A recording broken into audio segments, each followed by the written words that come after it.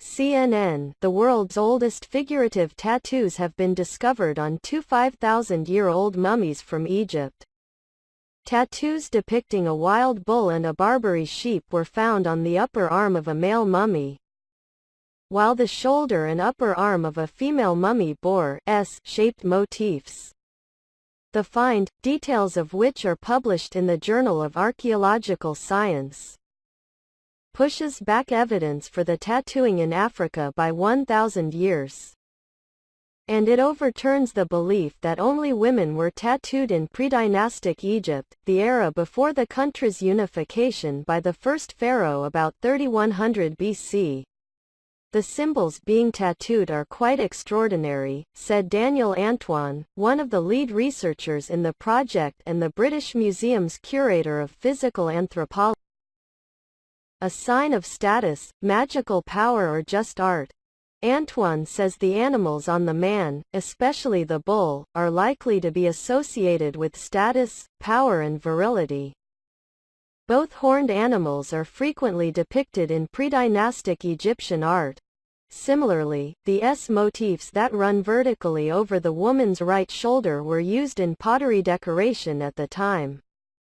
Antoine points out that the mummies, who, according to radiocarbon dating, lived between 3351 and 3017 BC, were from the period before Egyptian hieroglyphs came into use.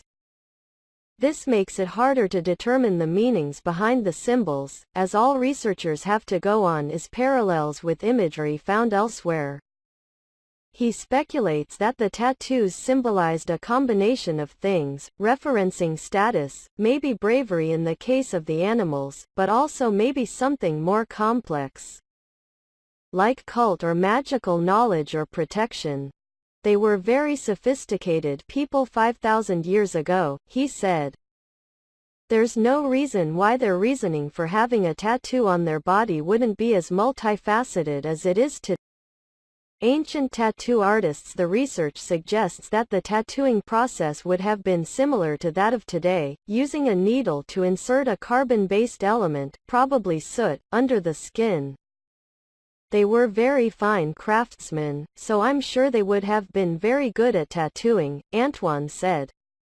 Previously, archaeologists thought that tattooing was applied only to women, for fertility or even erotic reasons. The new discovery proves that it involved both sexes.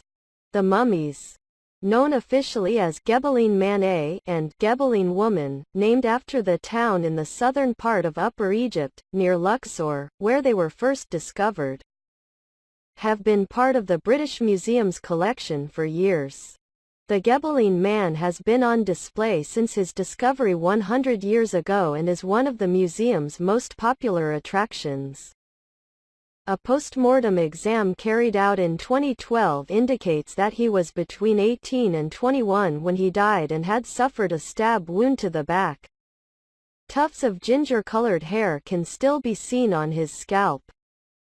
However, the dark smudges on his arms had been overlooked until Antoine, who is in charge of all human remains, started conservation work on the mummies and decided to examine their skin with infrared imaging. New technologies advance old research. Antoine hopes the results inspire other museums to start new research on their existing collections.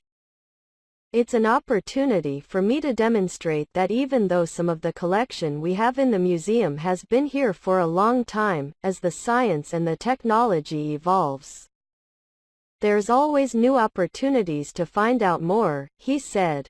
The oldest example of tattoos are on the Alpine mummy known as Otzi, who was thought to have lived between 3370 and 3100 BC.